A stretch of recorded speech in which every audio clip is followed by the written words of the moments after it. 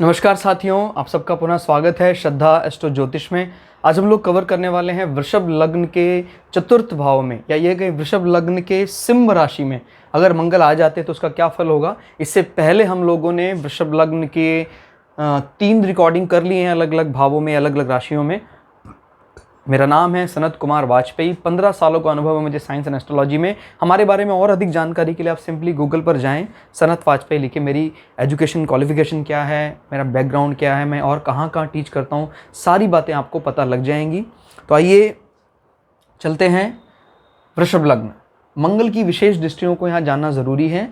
4, 7, 8 उसको दृष्टि मिले। 7वीं दृष्टि तो सभी ग्रह को होती है, तो अगर हम बात करें एडिशनल 4th और 8th है इसके पास, तो वो दृष्टियाँ भी देखना ज़रूरी है जब कभी भी आप मंगल को देखेंगे।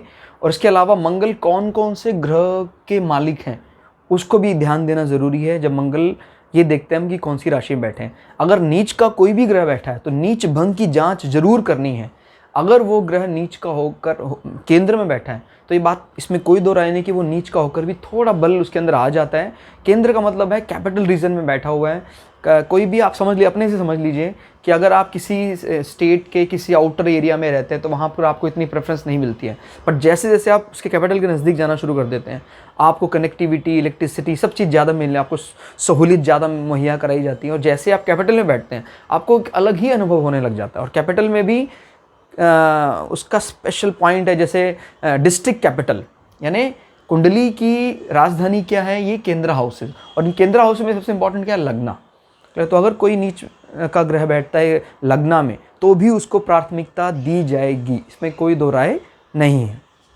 और कई बार नीच के ग्रह उस लग्न के मुताबिक अपने आप को ढाल लेने का प्रयास करते हैं, तो वो भी हमारे लिए अच्छा माना जाता है। तो चलिए अब वृषभ लगन के नेचर को बिना जाने आप आगे बढ़ ही नहीं सकते हैं। तो मैं आपसे गुजारिश करूंगा, रिक्वेस्ट करूंगा कि जो लग्न की रिकॉर्डिंग है हमारी, मेष लग्न से मीन लग्न के बारे में कि उस लग्न का नेचर क्या होता है, वो क्या चाहता है, वो करने देखने के बाद आप यहाँ आएँ ताकि समझने में थोड़ा आसानी हो कि वृषभ लग्न अपने आप को कैसा मानता है। मुख्य रूप से पोलाइट होना, कोमल बातें करना, ये उसका मुख्य रूप से वो है। उसका जो एग्रेशन है वो भी उसके प्रेम संबंधों के लिए एग्रेशन है। तो ध्यान रखिएगा, वृषभ लग्न का जो रडार है मुख्य रूप से शुक्र के गुणों के आसपास ही घूमता है। ठीक है, अब इसमें मंगल आ गए केंद्र में, और मंगल केंद्र में सूर्य के घर में आ गए हैं। तो देखिए मंगल क्या करेंगे यहाँ पर आकर, माँ इनकी डोमिनेटिंग होगी, इसमें कोई दो राय नहीं है। सन का पार्ट है उनके अंदर, सन राजसी होता है, माने राजसी यानी राजाओं की तरह। हालांकि वैसे सात्विक है, लेकिन ठाट बाट दिखाना, मन से सूर्य को सात्विक माना जाता है, क्लियर, हमारे हिंदू ज्योतिष में। लेकिन राजा बिना राजमहल में बैठे, राजमहल का वो रॉयल रूप ना दिखाए जब तक, तब तक बात बनती नहीं। तो सूर्य के नेचर में वो चीज़ें होती हैं, तो इनकी माता श्री के स्वभाव में वो चीज़ें आएंगी। मंगल भी यहाँ बैठा है तो मंगल एक commander in chief, protection, war zone, इस प्रकार की चीज़ें क्रिएट करता है। अब ये क्योंकि आपके घर को भी रिप्रेजेंट करता है तो आपके घर में भी ये चीज़ें आ जाएंगी। वॉर जोन जो शब्द आपके घर के अंदर, ये ज़्यादा अच्छा नहीं माना जाएगा।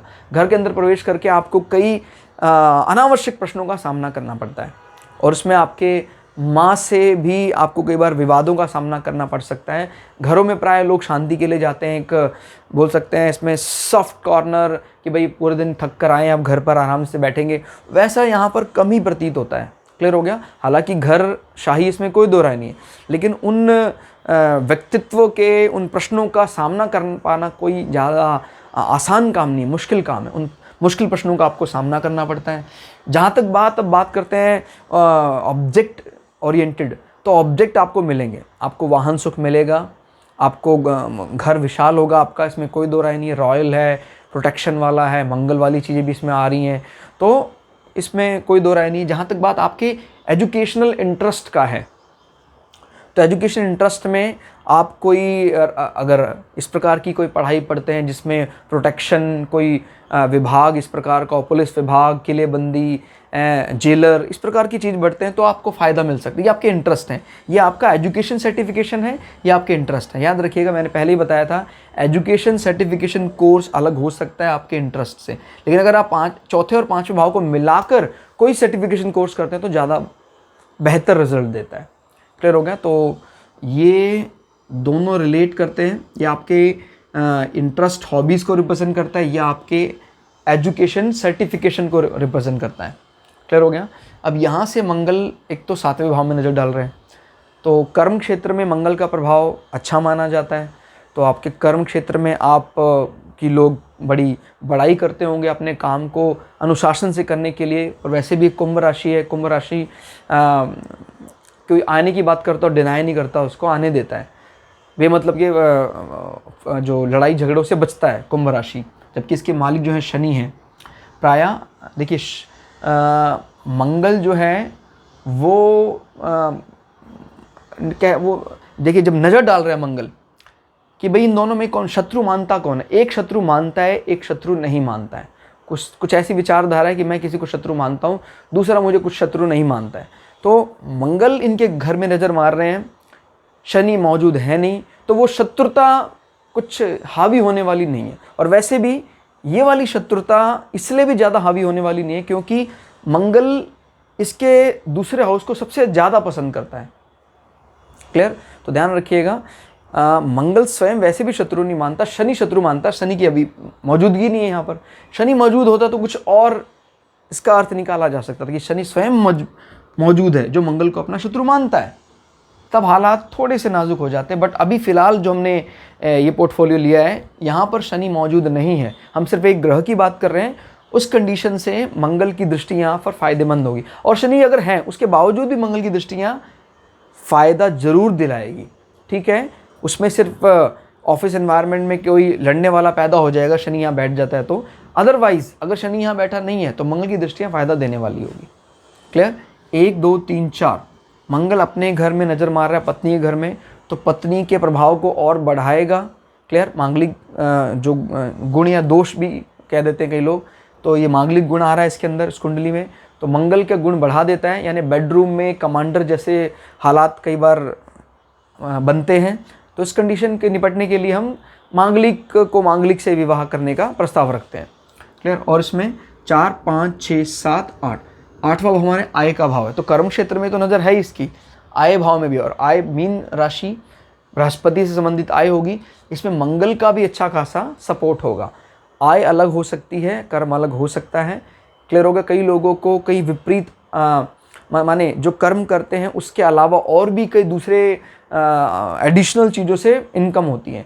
तो ये बता रहा है कि वो इनकी प्रॉपर्टी से भी इनको आय होने वाली है, ज़मीनी संबंधी चीज़ों से, कुछ ऐसी रेंटेड प्रॉपर्टी से भी इनको आय ज़रूर होगी। क्लियर। तो ये था मंगल का चतुर्थ भाव में बैठने का फल। इसके अलावा क्योंकि मंगल 12वें भाव का स्वामी होकर चौथे भाव में बैठा हुआ है, मित्र के भाव में बैठा हुआ है, तो इसका मतलब ये क्या, व्यय भाव। आप अच्छा व्यय करेंगे प्रॉपर्टी को लेकर। क्लियर हो गया। और आपका जो व्यय है उसमें आपका माने वाहन संबंधी व्यय शामिल हो सकता है, घर संबंधी व्यय शामिल हो सकता है, सुखों पर खर्चा हो रहा है आपको। क्लियर हो गया। लेकिन इस व्यय से व्यवधान इसलिए नहीं ज़्यादा आप मानेंगे क्योंकि ये मित्र राशि में बैठे हुए हैं सूर्य, माने सूर्य की राशि में मंगल बैठे हुए हैं।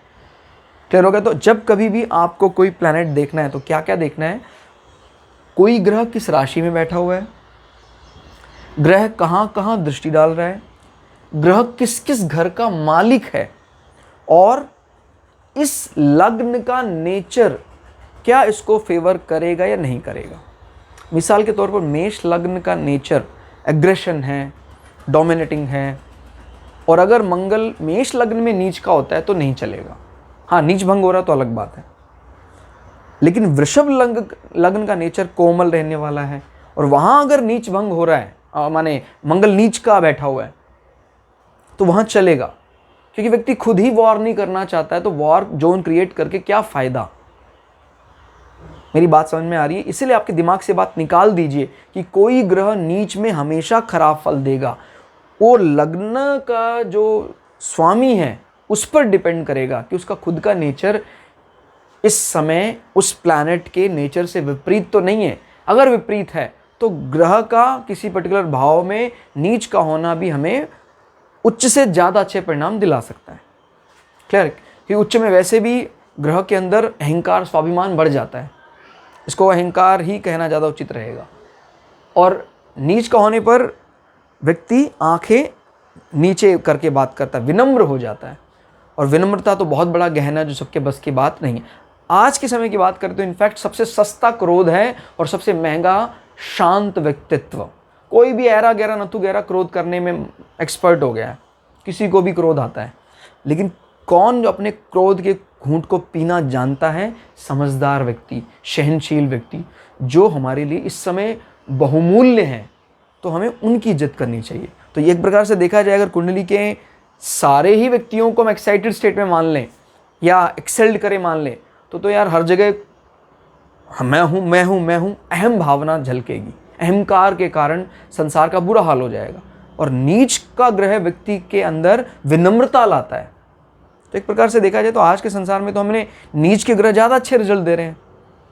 क्लियर? पता लगा उच्च के कारण उसकी डिमोशन हो गई और नीच के कारण उसकी प्रमोशन हो गई। क्लियर? तो इस ग्रह की प्रॉपर डेफिनेशन को जान लेना बहुत ज़रूरी है। तो दोस्तों, ये था वृषभ लग्न के सिंह राशि में मंगल ग्रह का प्रभाव। अगले वीडियो में हम वृषभ लग्न के पंचम स्थान में, या ये कहें वृषभ लग्न के कन्या राशि में मंगल के प्रभाव को जानेंगे। तब तक के लिए जय श्री भृगु पराशरा, जय श्री शुक्राचार्य, नमस्कार।